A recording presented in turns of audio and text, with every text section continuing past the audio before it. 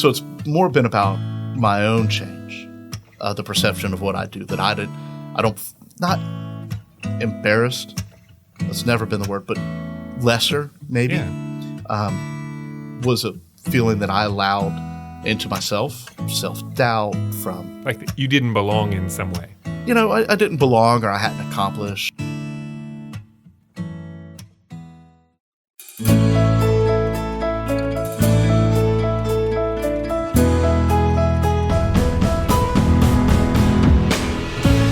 From Fiore Communications, it's How I Got Here, a show of inspiring stories from Tallahassee area leaders, business owners, and neighbors, all the challenges, opportunities, inspirations, the twists and turns of life that led them to where they are today. Everyone has a story worth telling, and I am really grateful that we get to bring a few of them to you. I truly have been changed by my conversations with these amazing people, and I'm confident you will be too. I'm Dave Fiore, and in this episode, I speak with Danny Shrine, a co-owner of Press Apparel with his wife Tracey and father of 2 sons, who has taken an unconventional path to his position as a respected leader in the community. A college career that looked different and took much longer than expected led to business opportunities and eventually a platform from which he is helping others who share the challenges he faced. From screen printing t-shirts to building access ramps for those in need, Danny has always valued working with his hands to make a difference and being part of something bigger than himself. We start by discussing how Danny would describe himself today. I'm a small business owner, a father of 2, try to be a good friend to the people I'm friends to, try to be a good boss to the people that work for the company, and try to be a good neighbor in our community. It's become something that is very rewarding and fulfilling from the work and the life that we have, and kind of how I try to go about my days. It's an ideal. We all fall a little bit short of our ideals from time to time, but I don't. I always hit mine 100%. Well, you need to aim higher then. That's the truth. Yeah. So you grew up in Orange Park, right? I grew up in Orange Park, VOP. outside of Jacksonville. Yeah. The home of strip malls and Waffle Houses. But it was a different place when I was there. Come from a Navy family. My dad was a pilot in the Navy, and we moved there before I turned 2. I was born in Virginia, but we moved there, and it was his last station flying out of Cecil Field. So Orange Park was kind of a backwater. Blanding Boulevard, anybody's familiar with, was a 1-lane road. Now it's crazy. A nightmare. But it was fun. It was a cool place to grow up. A lot of kids. Things were still being developed, so we had a lot of woods and dirt tracks and things like that around our house where we could just run out, get in trouble, have fun, be boys, play sports, ride our bikes, that kind of stuff. So there were 7 kids in your family. 7 kids. Right? So big family. Big family. What was that like? How did you like having a lot of siblings? It was kind of chaos on the one hand. Our family dynamic was interesting in that there were 5 brothers and sisters that were all born within 8 years. And that was kind of like the first wave. And then there was an 8-year gap, and surprise, I was born, and then my younger brother was born just over 2 years after me. So we were kind of like a separate family entity. Gotcha. Like I said, they moved that Navy life, that military life. But I was born when he was near the end of his career. We moved to, essentially to Jacksonville, Orange Park, when I was 2, and we never moved again. That's the house I moved out of, the same house, before I moved to Tallahassee. So my brother and I grew up in a kind of different environment. We'd always rearrange the rooms. If somebody moved out, like that meant the oldest person didn't have to share anymore, No more bunk beds with the brothers and things like that. So it was, but it was interesting. There was always a lot of dynamics in a family like that. Yeah. And I have 6 kids, so I know what that's like to a certain degree. So you had less of a typical military kind of lifestyle as a kid because you stayed in one place. You didn't do the usual moving around and everything. Exactly. So, I said I grew up in Orange Park, lived there until I moved here. But my parents got divorced when I was like in first grade, and my dad lived in the area for a while and then moved to Pensacola. So we didn't have the typical moving around thing, but I kind of had a part-time, because he's a Navy pilot, Captain Shrine. You go over to Pensacola, and it's a big deal. And he was still very enmeshed in the military lifestyle. I mean, he was Captain Shrine till the day he died. So it would be Officers Club, and I don't think we ever ate a meal with him that there wasn't a tablecloth set at the table. You know, he'd grown up in a different environment, but really aspired to that and was part of his identity. So very structured, strict. I mean, kind of all those stereotypes. All those stereotypes, you know. Yes, sir, that kind of stuff. Yes, sir, no, sir. And then even in that, the naval aviators have a certain sense of pride about their own self-worth. And, Right. and they don't let that go, in my experience. And so, you know. We're talking Top Gun here, right? That kind of deal. Yeah, that kind of deal. Not fighter jets, but he was like a submarine hunter. Right. And that was his thing. I remember there was this plaque that he had that was kind of the embodiment of his life. If you ain't a tail hooker, you ain't shit. And that was spoke to the thing that grabbed the arresting wire on an aircraft carrier. Right. And, you know, so in ways, for his peers, that was a thing. But I think the second part of that kind of applied to everybody else. Right. So it was like the military thing and all that. And, you know, you got to be Captain Shrine's son over in Pensacola. But back home in Orange Park, it was different. It was me and my little brother being raised by a single mom in the 70s and 80s. And, you know, it was different. We didn't realize maybe the challenges we were having, except in retrospect. Right. You know, but to go from white linen cloths to, you know, getting the reduced lunch plan at school because we were basically growing up in a much different economic environment. Yeah, that must have been, that's a big difference to go back and forth. Did you visit your dad a lot? No, not a lot. We, you know, times in the summer, things like that. And then even then, he still continued to work and was career oriented. So we'd have a great time with he ended up getting married to another woman over there. We had a great time with her. Karen would take us, like, we'd go out blue crab fishing and the haunted lighthouse that's at Pensacola Naval Air Station, to checking out the water park or whatever it be. She was, like, real active and involved. And so when my brother and I would go over, it was doing stuff with her and her kids, which ironically, or, you know, coincidentally, Tallahassee being what it is, I've become friends again with a guy that used to be my stepbrother back in the 80s when my dad was married to his mom. Then they split. And Jay and I have, like, reconnected now. It's like, wait, you're that guy. You're that, you know, and we, like, reconnected and have become friends and see each other, like, around FSU sports and that's really around cool. town. Right. So you and your mom and your little brother in Orange Park. So what did your mom do? How did she support your family? The job that I remember the most that was really interesting was she worked at Pick and Save, which was like a rich man's Kmart or a poor man's Sears, you know, it's like right there.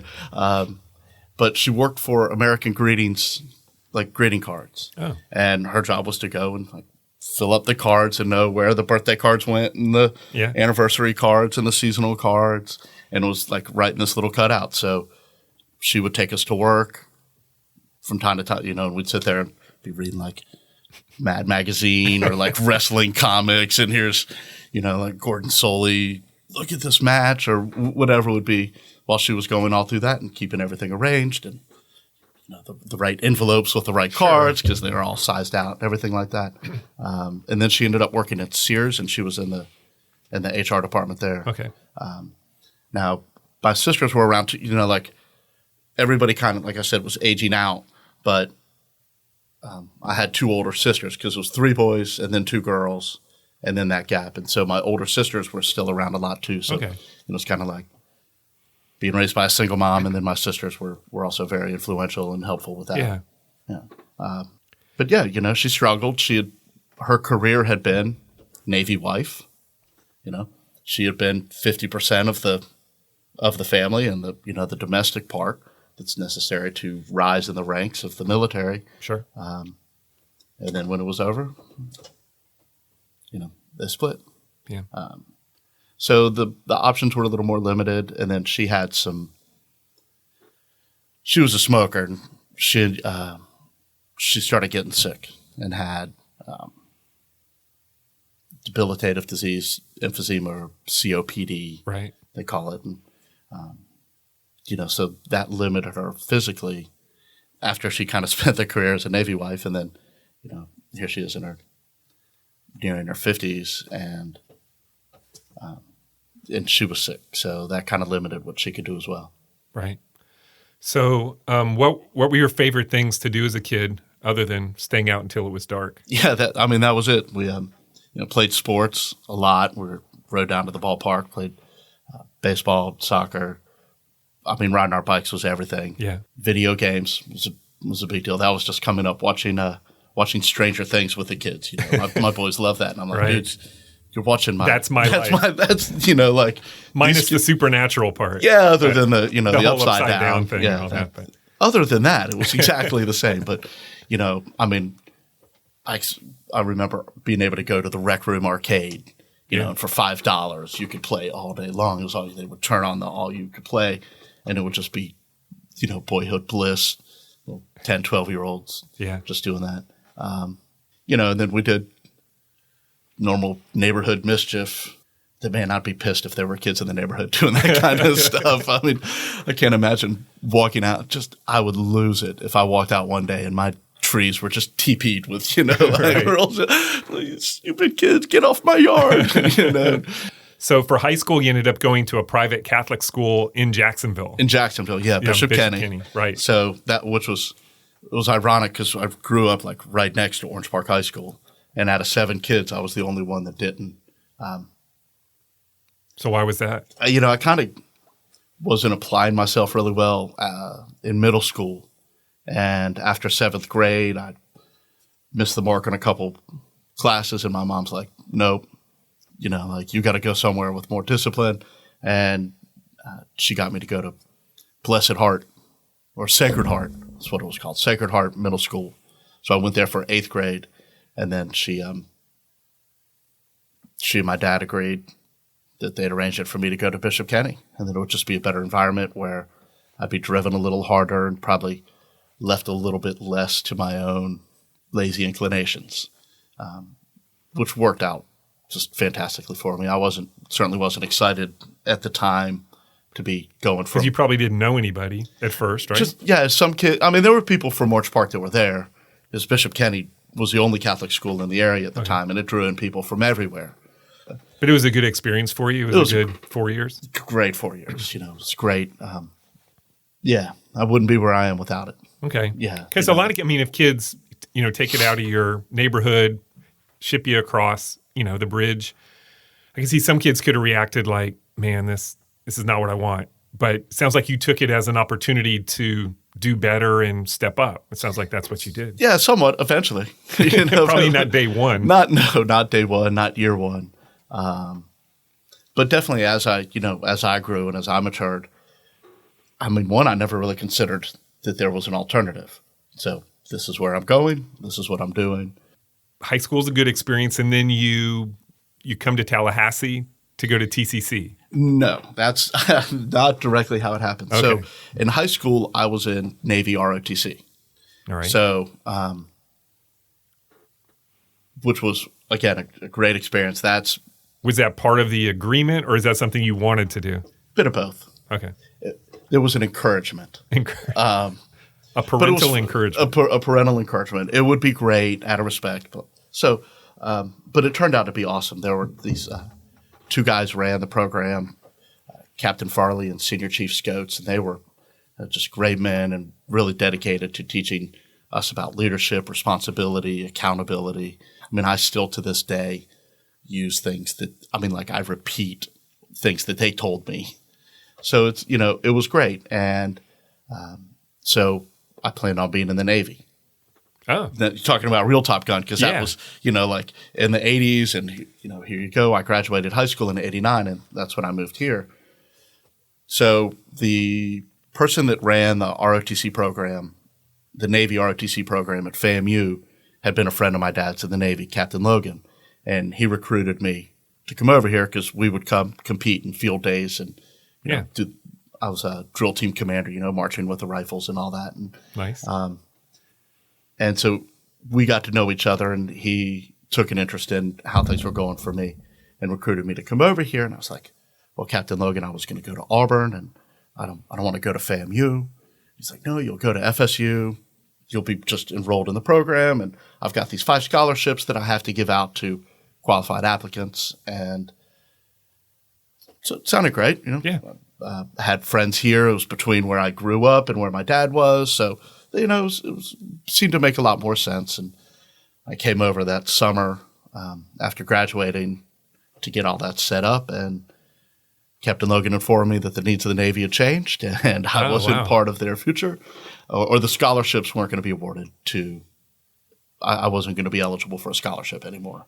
I could join the program. And Well, that had to be disappointing. It was. It was. I mean, that's kind of a life-changing thing for you. It was life-changing. It kind of put me into a little bit of a tailspin that I had a certain expectation of what things were going to be, but I recovered. I was like, well, okay, here I am. And I was like, so does that mean I'm not enrolled at FSU either? And that's how I ended up at TCC. Okay. So I was like, okay, well, guess I got to drive across town, go, I had an apartment, had a girlfriend, had everything I owned was put in the garbage bags and brought over. So I had to make do. You didn't find out until you got here? I didn't find out till like a month after I got here. Yeah. Wow. Yeah, it was pretty. That is a punch in the gut. It is a punch in the gut, I was pretty shocked. Yeah. But kind of the same thing. Like I didn't consider an alternative. Okay, this is what it is. Let's go do something. So that's how I ended up at TCC. Okay. And I was young. I was 17, first day of college. Just still a smart ass with no filter. And so basically, you now only at 17. Oh, you basically, less filtered. I had a certain expectation of how hard college was going to be. Having come out of Bishop Kenny, right? They really prided themselves in this college track, and I excelled at math. My first class is, college algebra, which was, this boogeyman, and ooh. I struggled with it, to be honest. Yeah, I didn't. You didn't. I didn't. You're like, what is this? The guy, within 3 minutes of the first day, this smart-ass 17-year-old raises his hand and is like, can I go ahead and just take the final if it's going to be like this? Oh. Like, what a jerk. I'm sure that made you a favorite. Right? Yeah, it did. I mean, I did okay in the class, but I look back on that not with pride, but with understanding that, like, come on, dude, you were raised to be a little more gracious than that. But it just, reflecting on it, it was... I'm sure there was some frustration in that. Definitely. Yeah. I was like, but 2 months ago, I was flying F-14s, That's right. I was going to be playing volleyball on the beach. You were going to have a cool name. That was coming. Yeah. It was set up. Rhino. Perfect. Yeah. It's perfect. So, yeah, I struggled with that, and it made being at TCC difficult for me. I didn't shy away from the other things that go on in Tallahassee other than academic pursuits. So I was Tennessee Street. The old Tennessee and others, Street. the old school. Right. It's definitely helping Tallahassee earn its reputation as a fun place to be in college. Right. So you did not stay on track academically? Not very well at all. And then you struggled with money. Like, I didn't have scholarships. I didn't have financial aid or prepaid or anything like that. So I ended up working at a convenience store that was right behind the apartment, right where Pensacola and Jefferson come together. Mm-hmm.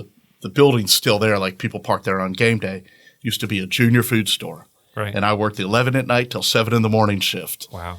So it'd be like, all right, going to do my homework and then going to go pull an 8-hour shift till 7 in the morning and then get up and make that 8 o'clock class. It was brutal, and I was working at a restaurant on Tennessee Street, a couple shifts during lunch when I didn't have class. So it was tough, working a stupid job. I mean, it was fun. Believe me, working in a convenience store, if you want to, learn about meet some interesting people, especially that graveyard shift. Yeah. It was, there was a lot that came out of that. Did you ever get threatened or held up or anything? No, man. I would have. I felt pretty secure because it was right there on the edge of campus, and it was also where a number of the zones that the TPD work in. So there would be police officers all the time. Yeah. So it took you a few years to get through. It did, so I was already kind of tail spinning a little bit and had lost my way and didn't really know what I was doing. And then in my sophomore year, my mom passed away. Mm. So I was 19. I probably used that as an excuse to lose a little interest in, having any kind of drive for what I was going to do, and just kind of was living a day-to-day existence, a little lost. And yeah, I mean, that's a pretty brutal blow. It was tough. I have a great family who, I knew still loved me, but it was, she was my rock and what I'd grown up with. And right.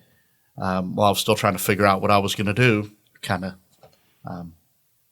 that tailspin continued a little bit. Okay.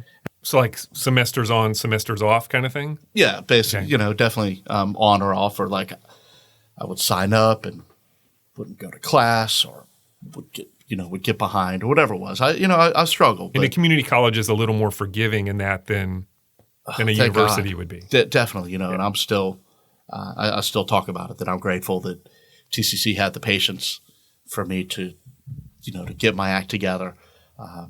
I did have to work full time to support myself, and so could only go to school in the margins. So it took me a while, but they were never like, "Hey, you're taking up somebody else's spot. You're going to need to move up or move out." They, Right. You were able to compete at your pace, or complete at your pace, and thank God for it. It always kept me at least moving forward. That I never became completely unruddered, and Right. But being able to stay enrolled at TCC and continue on and finally get my AA, something I was pretty proud of. Yeah, I bet. 8 years later, but But still, I mean, it's a perfect example of everybody's path. I mean, you earned your way, fought through the stuff you had to get through, took some major blows along the way, and you finished it. And they were TCC was accommodating, understood, helped you, but you still did it. Yeah. And I mean, a lot of people have overcome a lot more, and I can look back and see that a lot of the roadblocks that I put down, Yeah. or that were in front of me, were ones that I laid. I'm not saying none of it was self-inflicted. Yeah, the majority ultimately was, but Right. we learned from our mistakes. And, Sure. So I don't shy away from it. That I know that there were bad breaks and there were bad choices, and some things were beyond my control and some things weren't. But we all have a past, and it doesn't define who we are, but it gives us opportunities to redefine Right. who we want to become. Absolutely. So now I look at it and I'm like, here was the smart ass disrespecting a teacher on his first day of school. And now I've been provided the opportunity as a TCC grad to help raise money for scholarships so that other people won't have to face the same kind of challenges. And, that's pretty dang rewarding that, now I work with the foundation as a board member and help to make sure that all these other students that are on scholarship can fulfill their dreams without having so many challenges in front of them. It's pretty awesome. And without those challenges, there wouldn't be the rewards. So, Right. Well, I was going to get into this later, but this is a good time to talk about it since we're talking about TCC. I mean, you're not only grateful for the opportunity, but you've paid it back in big ways. Not only, working with the foundation, you were just named, just honored as a new member of the TCC Hall of Fame. Yeah, that's crazy. So the administration, recognizes and appreciates what you've given back. So tell me what that means to you to be honored in that way, and in your relationship with TCC over the years. Yeah, that was something pretty special, and I don't think I'd fully processed how big of a deal that was until I was actually at the Hall of Fame ceremony, and I'm looking around and hear all of these great people that are being inducted with me, and from the mayor to a Supreme Court judge to Debbie Leonard, a fabulous accountant, to Rick Carney. I mean, like Chief Gaines. There was all these amazing people, and like we talked about, I was in my own way. I was proud that I knew that I'd overcome challenges to graduate. So I've always been proud of being a graduate of TCC, and it was like they turned back around and said, Danny, we're proud that you're a graduate of TCC, and that success manifests itself in a lot of different ways. And to be able to be recognized that like your form of success is inspirational and is something worthy of note, it meant a lot. Yeah.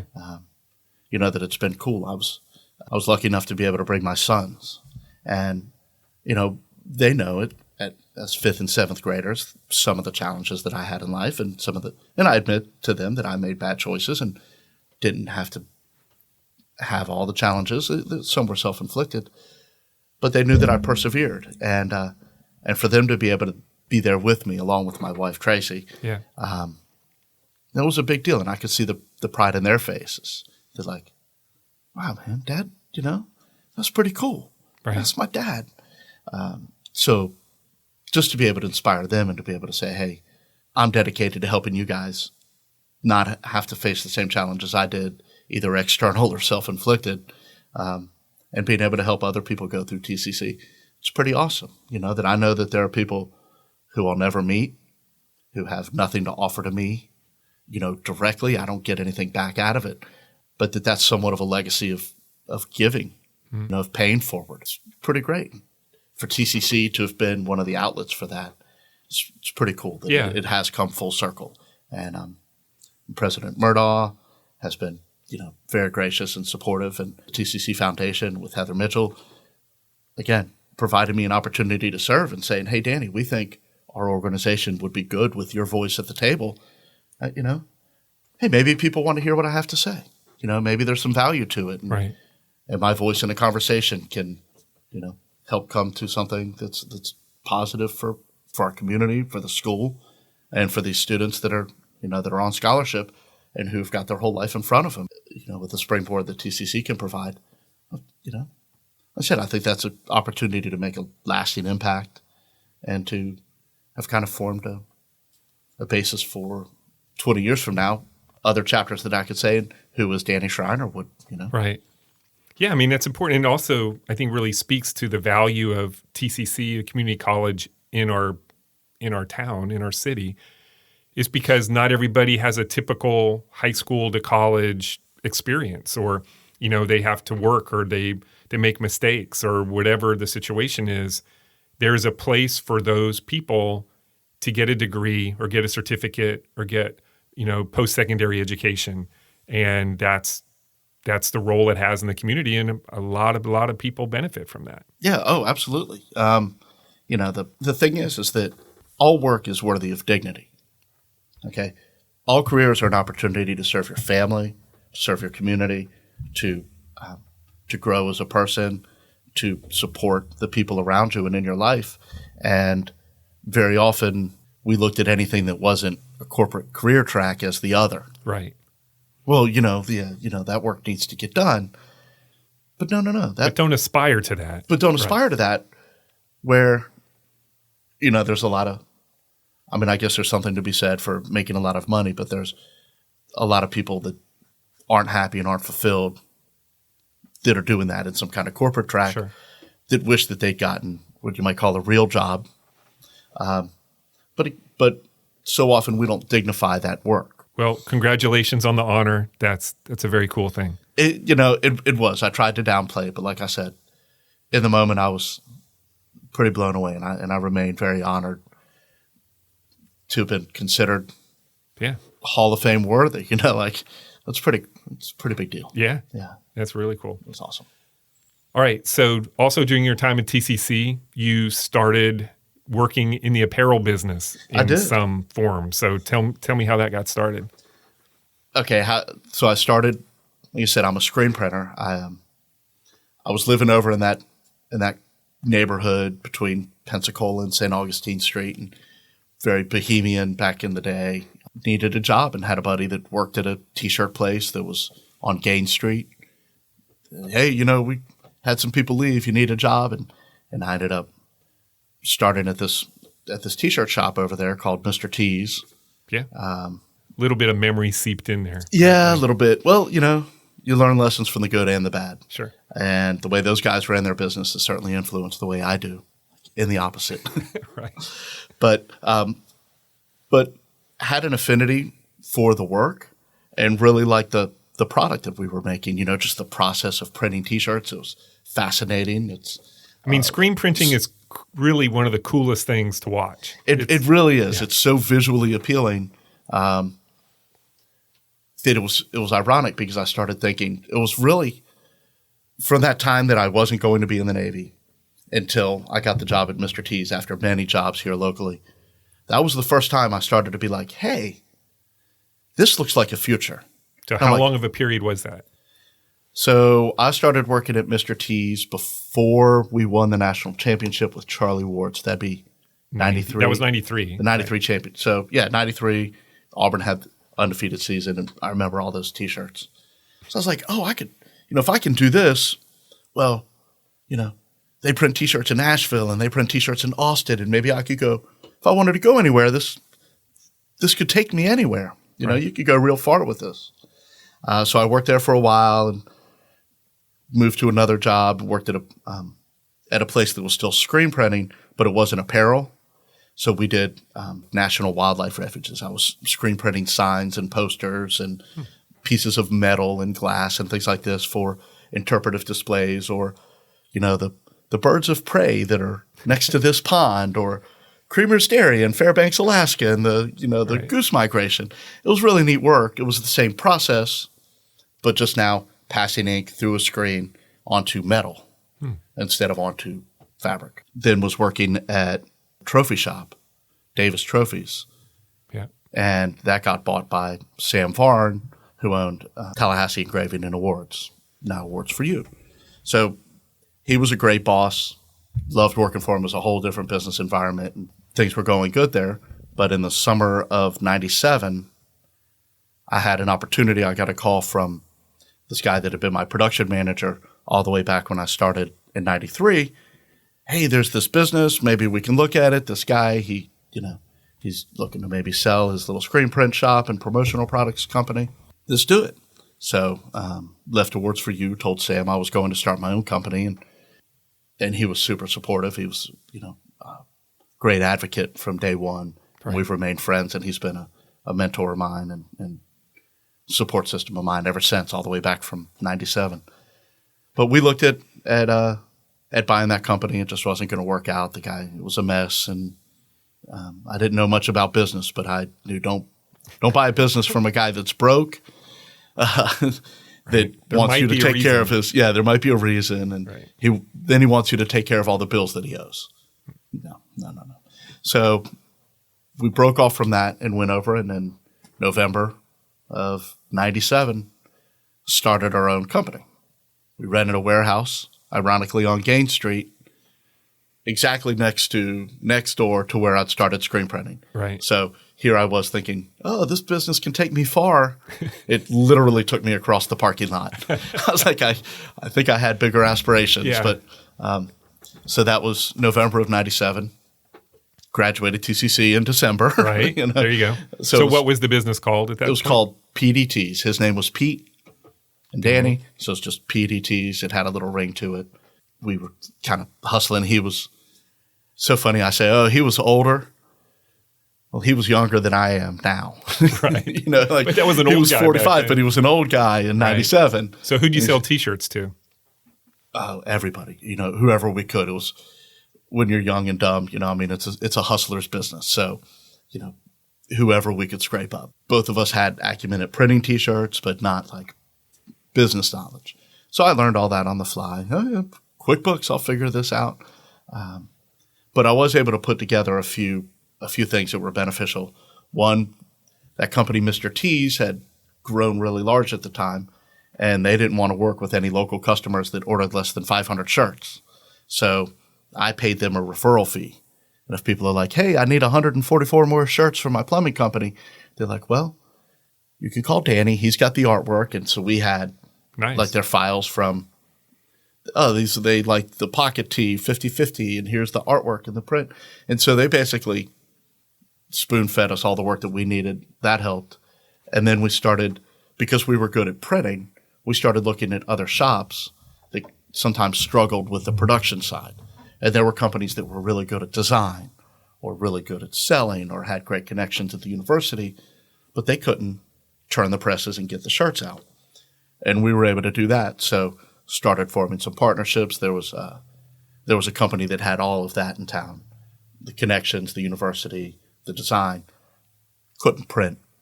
Couldn't get anything out. They didn't have the production side. So we basically acquired all of their equipment. And that kind of started us on that equipment growth because we just had little handhelds.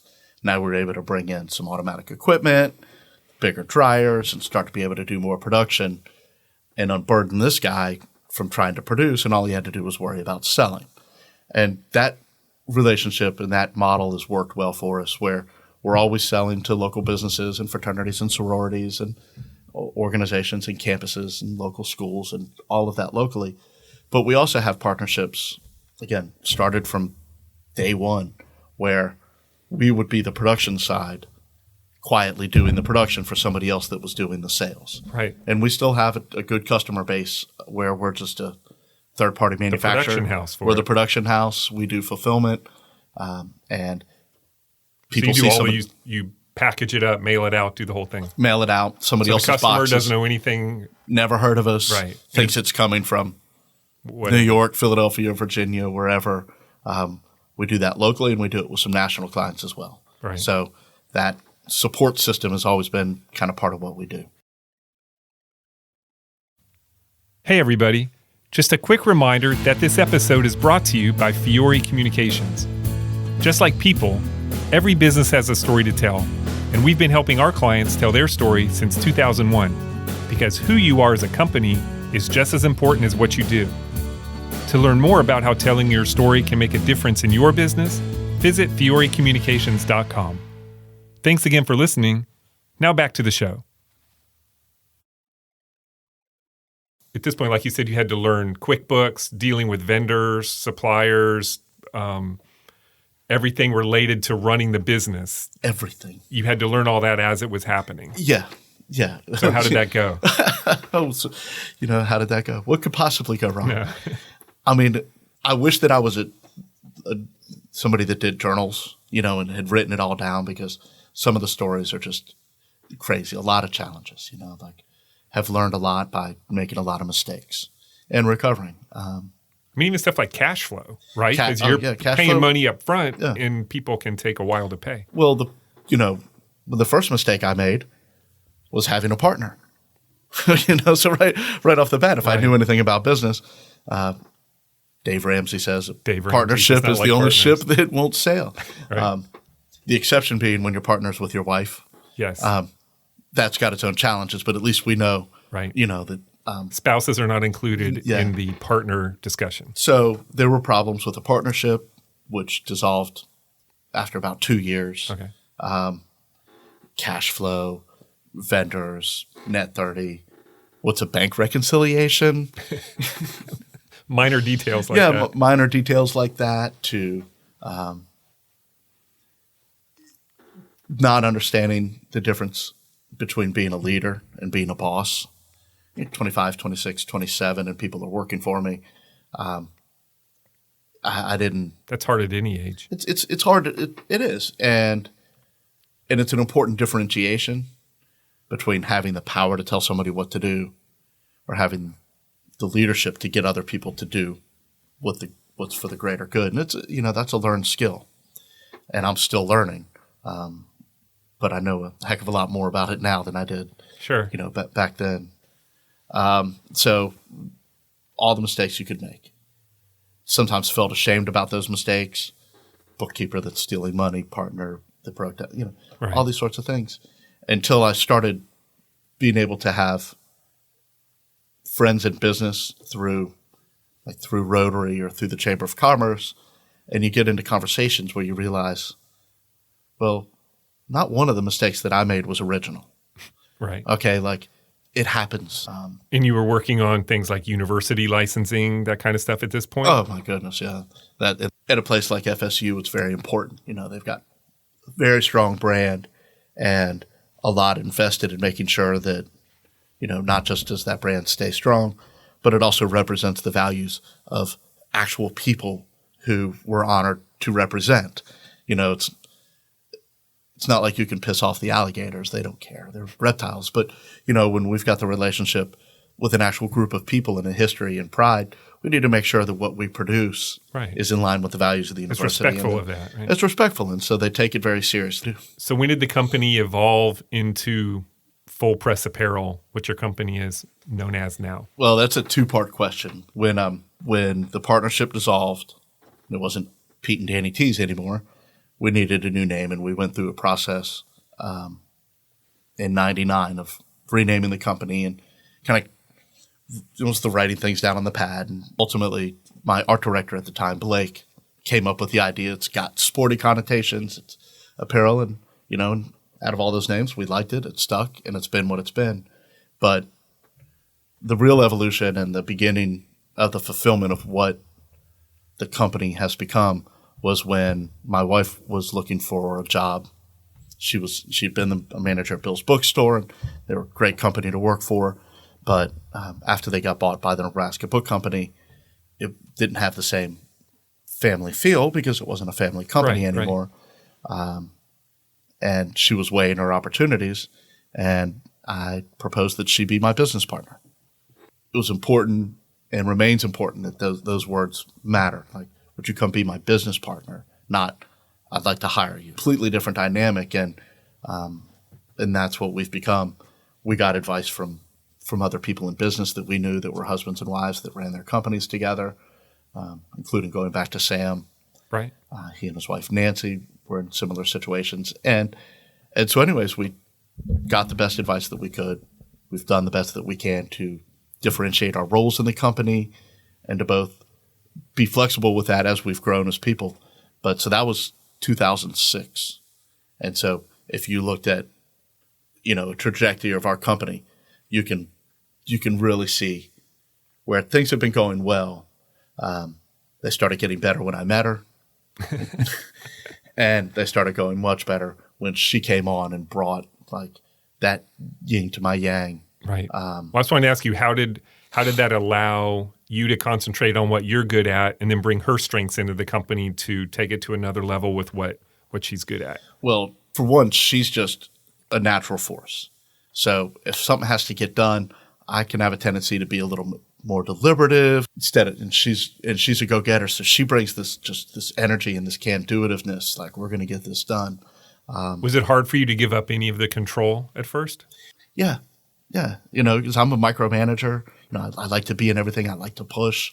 And there's a great deal of acceptance that you have to have, when you started this little company and you were the everything, and you were the salesman and the screen washer and, paying the bills and, doing everything.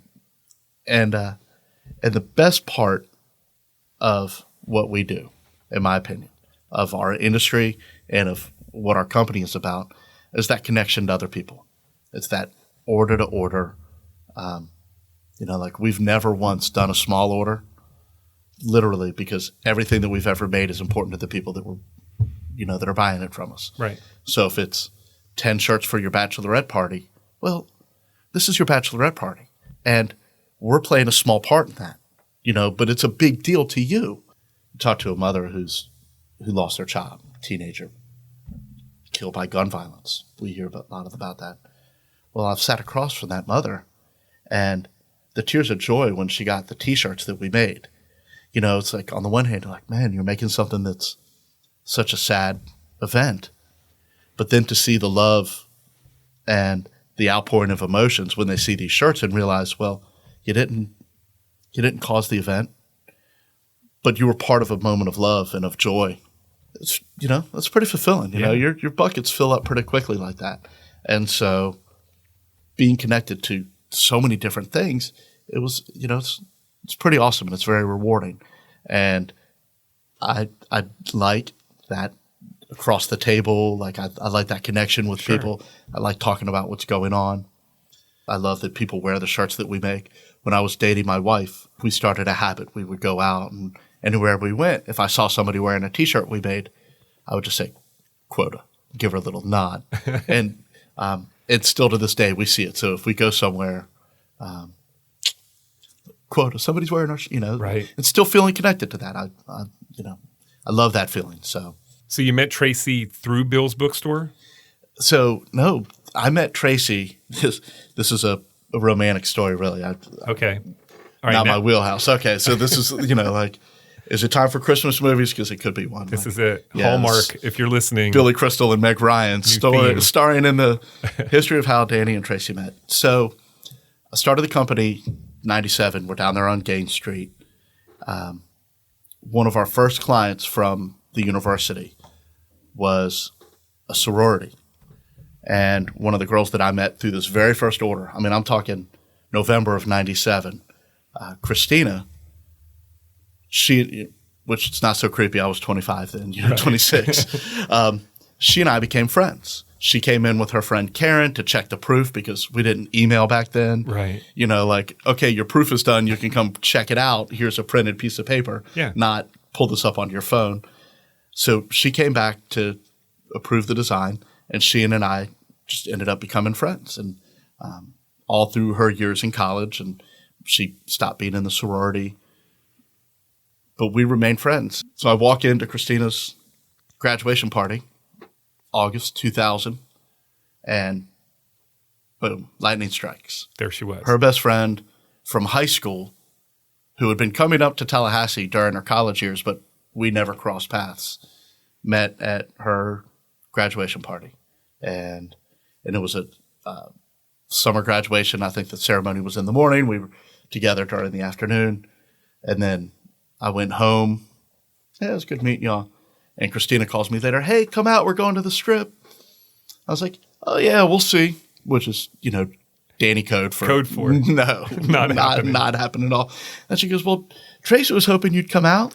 I was like, I'll see you in 10 minutes. It's like, hauled ass down there. And so you knew, you said lightning bolt. It was never even a choice. Like, wow. Yeah, lightning bolt. Now, if I asked her, would she say the same thing? She'd be like, I don't know. I've been drinking pretty heavily that day. I sort of noticed it. No, she would. It was, That's awesome. Yeah, it was pretty special. And so, again, start printing T-shirts. Who knew? It's going to take me everywhere. It took me, across the parking lot and opened up, unbelievable possibilities for where my life was going to go from that day. So you talked about what Tracey did to improve the business and the impact she had there. What impact did she have on you as a person? Where do you start? I mean, one, it was just an exponential growth of that notion of trying to be able to see what I could become. Like, what kind of man do you really want to be? What kind of life do you really want to live? Instead of passively rolling with the punches, start to take a little bit more ownership of my life. If you're going to have a certain set of values, how do you manifest that in your behavior? Right. And she calls me out if I'm, continuing to not live up to what I say are the own standards I set for myself, which is awesome. She challenges me in so many ways to, again, see how I can better fulfill what I expect out of my own life. She's such a terrific mother, too, that the challenges that anybody has, and I mean, way more than I do, having 6, and we have 2, but just seeing how she's able to balance between being a professional business owner, a manager of people, somebody that also serves the community. Well, tell me about Aiden and Brendan. All right, so my boys, they're awesome. Again, going back to the romantic story, Tracey put in her. We knew we were going to be partners. She goes to the upper level. She was at Nebraska Book Company and goes to her supervisor and puts in her 2-week notice. Hey, I'm going to go do this. It's on Friday. Right. We've been through, like many people are, some challenges of getting pregnant, and she goes and she puts in her notice on a Friday. Tells them, hey, I'm leaving 2 weeks. She wakes up Monday, feels a little bit different, takes a test, and is pregnant. So it's like really feeling like the blessings of the universe, and God's leading us. So she's coming to work with you. So she's going to come work to me and pregnant all at the same time. All at the same time. So that's pretty awesome. It really was. It was like, man, how perfect is this? We built a nursery off of her office. So when Aiden was born and then when Brendan was born, they both came. I mean, she was back to work right away, and there's the babies, and doing what she needed to do. But that was a great joy, and it was awesome to be able to bond with them and kind of further cement our feelings as a family business. Yeah. That first and foremost, it exists to support our family, but it does that by operating like a family. Well, tell me, I mean, by more than just recognizing- you and Tracey, you involve the boys in aspects of the company, right? I mean, Well, they're there a they lot. see things. And And they're part of it. They're part of it. They're in the shop all the time. They know our employees. Our employees know them. They know the value of work, and if they come down, they have to go out and work in the shop.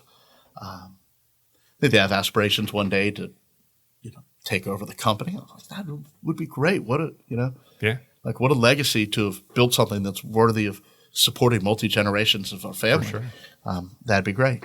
But they're super smart, bright kids. They like playing sports. We have a lacrosse tournament this weekend. They really like lacrosse. It's a good balance between athleticism and still being able to strap on some pads and hit people. Yeah. Like, here's a stick, boy. Go hit that other kid. What's not to love about that? Right. And they're intellectually curious, and because they've grown up in business and they hear the things that we talk about at the dinner table, they see the challenges that we have. I think it gives them a perspective that not a lot of other people do. Right. Okay. Before we leave the business part, I do need to hear about your stories involving Creed and your entree into the world of rock and roll. All right. So yeah, we worked with a lot of bands. The most famous band that we worked with back in the day was Creed. That they were formed here in Tallahassee. Jeff Hansen was their manager, and within that universe, there was a guy that was printing their T-shirts. And this is still when they're, playing at Floyd's and getting in a van and going down to Gainesville and Tampa or, wherever, having Athens and coming back. And this guy, like many others, really struggled to get their work done as they were kind of growing and getting some traction. And one of the other people in that world knew me, and we had done work before. And he's like, "Hey, I got this band. They need 1,000 shirts printed. They're leaving on Sunday. It's Thursday night." Wow. Okay. I was like, "Well, do you have the shirts?" And fortunately, the other guy had the shirts, but couldn't get them printed. So like, "Yeah, we got the shirts." I was like, "Oh, we'll get them done. No problem. Bring it in." And, they came Sunday. We load up the trailer that's behind the van because they're going on a little mini tour, and really kind of scooped the business from that. They became, a huge sensation. Back in the day, they were hugely popular. Oh, yeah. Now they're like on the cover of Rolling Stone and they're touring, and it just grew to where now the semi trucks are coming and we're loading pallets of T-shirts and, posters and the little lapel pins or whatever else people were doing. They would have stuff shipped from all over and we would load it up. And I mean, they were huge. They moved down to Orlando, and then they were able to form a merch company that they were selling to a lot of other rock bands. So now there's other like Three Doors Down and Fuel and Seven Dust and all these other companies that are getting their tour fulfillment, and we're just throwing it all off. Wow. It was really cool. Late Night Library was still next to us, and there was a time that they were going to do a concert in the parking lot, and the big bands, and Seven Dust was the headliner. And X101.5 was like, "Hey, can we do a live broadcast from your office?" And, it was all kind of a thing because we were the east side of the concert venue now. And so Seven Dust comes in. They're going to be doing a live interview with X101.5. And we're printing an order of their shirts and have like one hung up on the wall as a sample. And we're like, "Oops, yeah, you weren't," because we ship it through this other third-party company, but so here's this big band. So they had no idea. They had no idea. They never heard of us. They're just doing a live interview before they're going on to stage. And it's like, well, damn, there's, That's my shirt. That was our shirt. So did that last for a couple years or something? Lasted until they broke up. And yeah. I didn't want to leave without touching on that part because that's a cool part of the story. Yeah, it was cool. And it was, the same sort of thing. I've got one of those platinum record things with my name on it. And not everybody has that. Not everybody has that. And it was cool that that opportunity was there. We were able to seize on it. I had no idea how we were going to get that job done, but I just knew yes was a better answer than no. There's no guarantees the outcome. If you say no, you can guarantee the outcome, but yes, gave us an opportunity, and it was fun. All right, so I also know that you've been active in Sunrise Rotary Club for a long time. Yep. And what is it about Rotary and Sunrise and that being involved? I know you're busy. That takes time to be involved in a civic organization like that. What is it about Rotary and Sunrise that keeps you engaged and makes you want to be a part of that? I mean, first and foremost, in Sunrise Rotary, it's the relationships. It's the people that are there. Importantly for me, from the very beginning, there were no airs. Nobody was like, oh, you print T-shirts? Well, this is a Rotary Club. We're only for the lawyers and the doctors and the bankers. It was 180 degrees different than that. The lawyers and the doctors and the bankers are just like everybody else. And if we're working on a service project or we're drinking beers and shooting pool at a fellowship event after hours, nobody in that club kind of acts in that way that a club like that could have a tendency to be. So right off the bat, it was a welcoming atmosphere. I never would have gone if it wasn't for Tracey. I had a buddy that was trying to get me to go. Great. So, oh, yeah, we'll see. It's right back to that. Oh, you're going to be – the meeting starts at 7:30? Sounds great. Let me, let me let you know about that. And, finally she's like, just go. Check it out. And so I used to do like the reverse. I would dress up in my Rotary clothes. I'd put on a shirt and tie and khakis. I'd go down and be like, here I am. What's going on, guys? And then I'd go to work and put on like shorts and a polo. Right. And because I have to work and who can work in this stuff.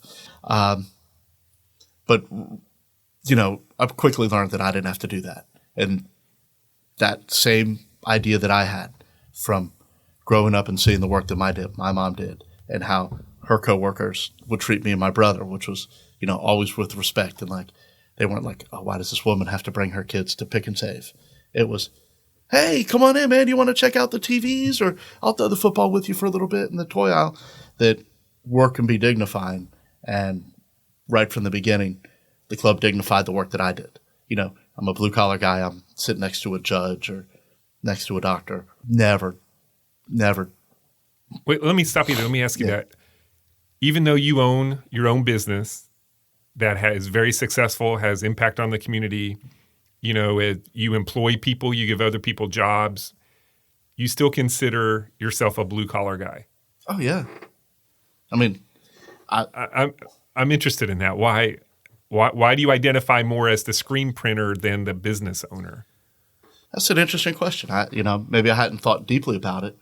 One, because I identify with the work that I do, that the process of creation, that when I first started in screen printing, it was setting up technically these big machines, and you have to know the parameters and the settings to get your wanted outcome. But in that trade, as my skills grew, what I was able to do physically with my hands had a more direct effect on the outcome.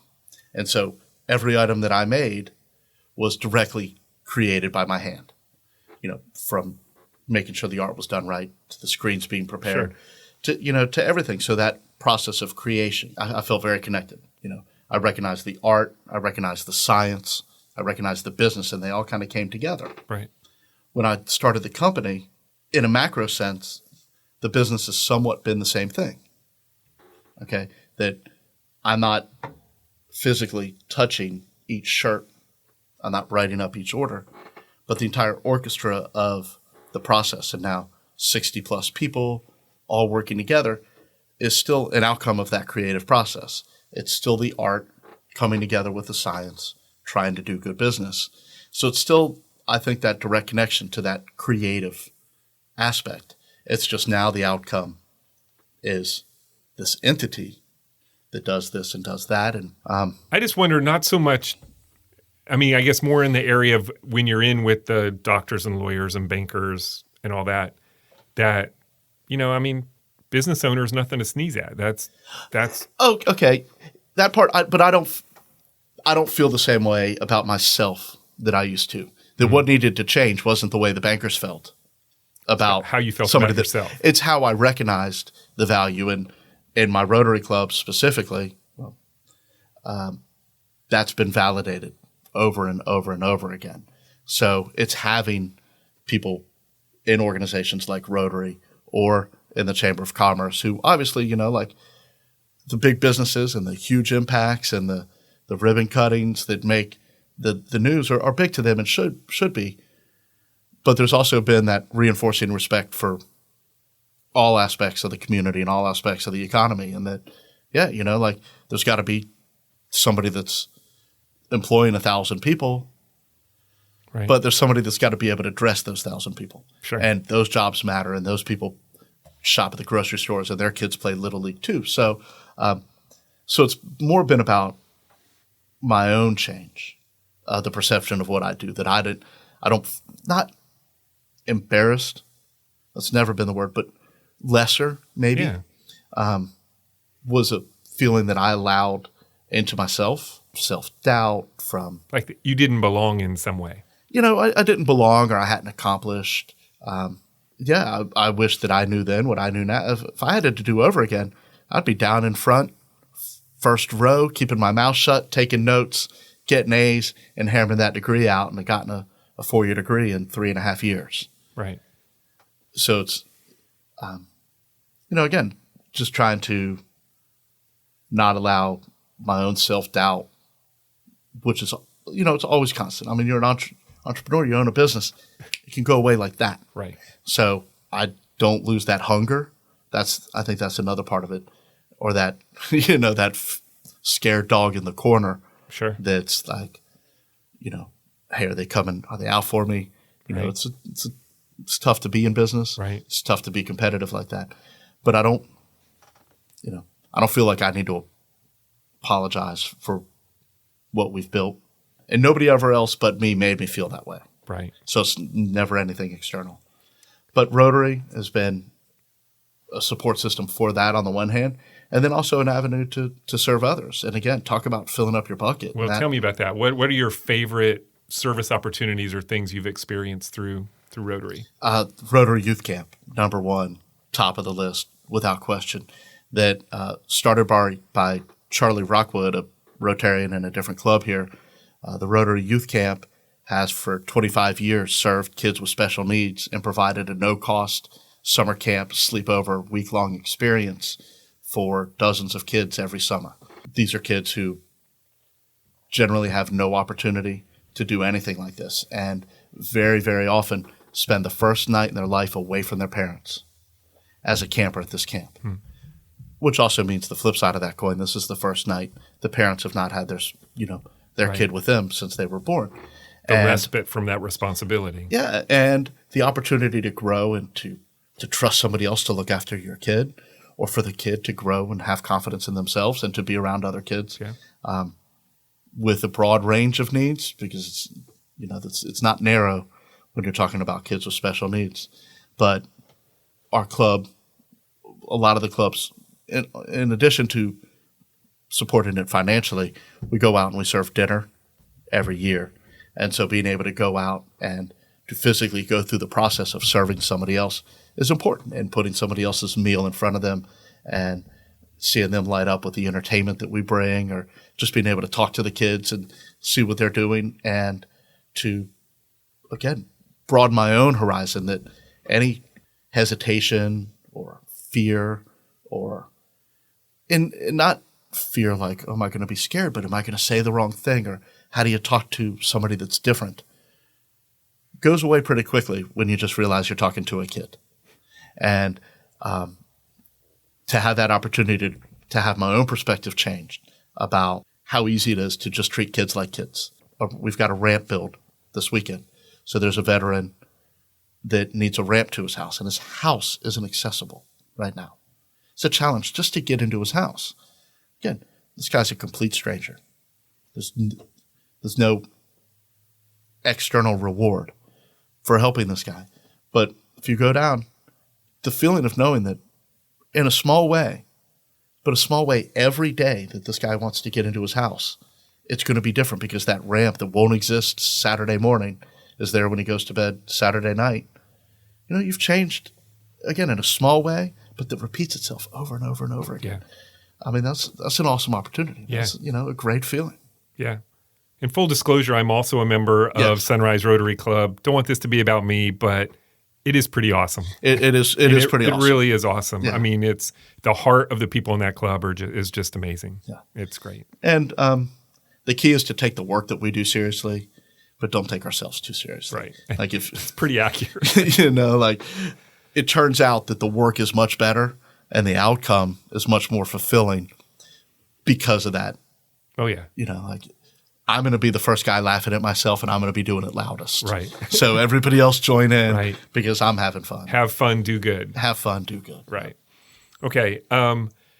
Getting back to TCC, during the Hall of Fame ceremony, it was said about you that, quote, "You've chosen to use your business as a vehicle to serve." Yeah, so Full Press, I mean, I just want to run these down real quick. Okay. You have been recognized as the Tallahassee Chamber of Commerce Business of the Year in 2015, multiple time winner of the Leon County Schools Partner of the Year, numerous Best of Tallahassee and Tally Awards. I mean, you have committed Full Press to be a part of the community by giving, by finding ways to be involved. It's been a huge commitment, and the community is a better place because of that. Just where does that come from? How did you build that into your culture, and why is that so important to you? It's been a natural fit that, we're in a service business and those relationships that we formed. I mean, not every business, you just kind of shrug it off as. I know. I was like, why doesn't everybody do it? It's stupid. It's like, right. Like, I don't know. Like your answer just goes, we should, right? Yeah. Because why wouldn't you? Yeah. The question is, why don't more people? There's nothing to it, because when somebody comes in and they're doing something, it's important to us. So partnering with schools, well, for one, straight up, that's our target market. That's who we sell to. So they're invested in our success. They're entrusting us with their orders. They're paying our bills. We don't give back. I always joke with Tracey, like I don't like that phrase. Like that's, hey, you give that back to him. That's his. Quit playing with this. Right. We give forward. We just found that we get a lot of return on investing in the people that are invested in us. This organization is making a difference, and we support that, and we're part of it. It's awesome. I don't, Do you recognize your T-shirts when they're around town? Yeah. I don't get to see every order anymore. That's a natural outcome of growth. Some of that has to be strategic. Right. You can't be out on the floor printing every shirt, Danny. You can't be that limiting. They don't want you to be. They don't want you to be. Right. But yeah, I try to as much as we can, and anything that I see, still to this day. Right. So looking back, what is one thing or person that you'd say was changed or altered the trajectory of your life to this point? But my mom, for one, what life was like with her. That, like I said, a lot of the challenges I recognize in retrospect, but we didn't live in the midst of it. We lived a fulfilling, happy, fun-filled life.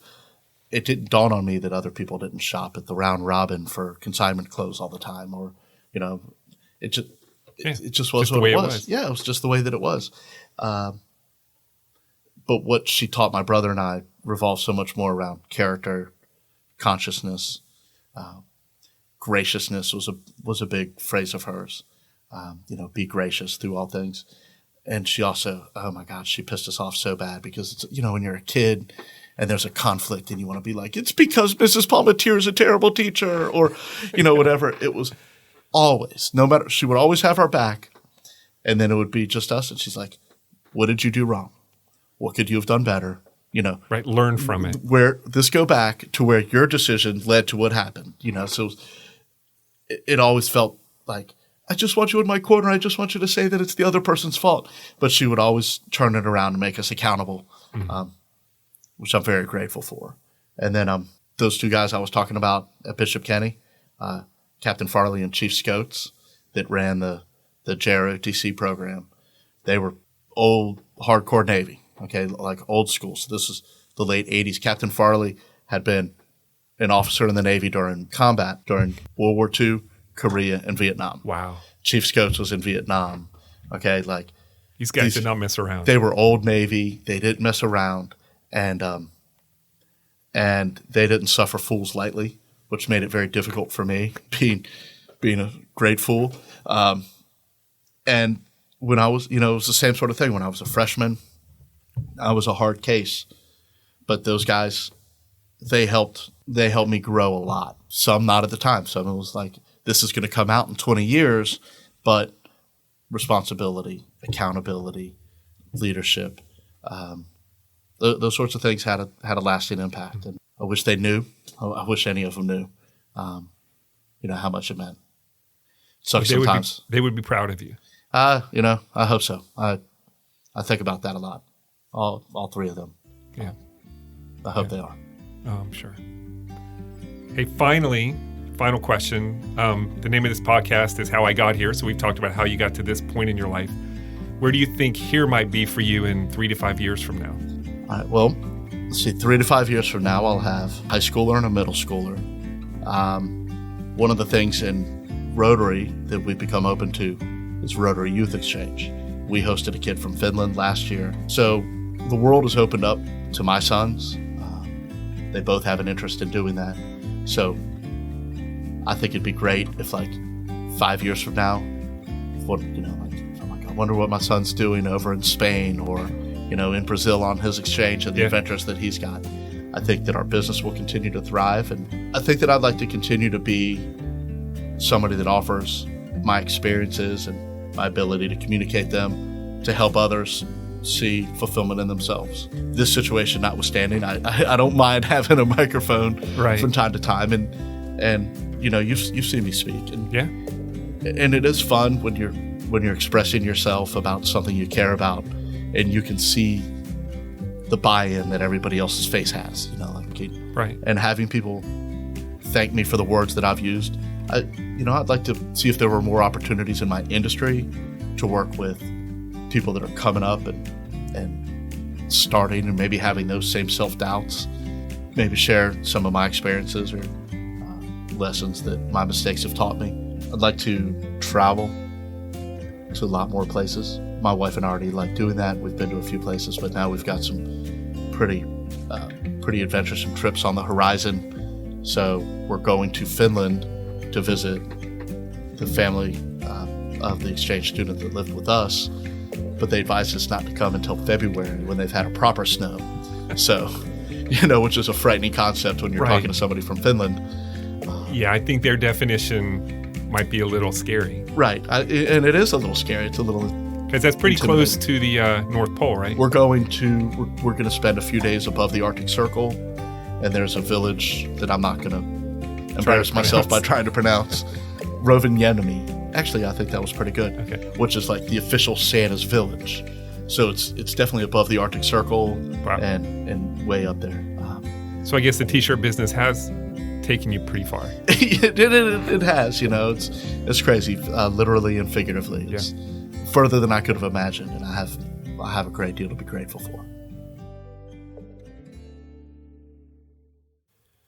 That was Danny Shrine, a man who has consistently made the most of the opportunities and challenges in his life to have fun and do good.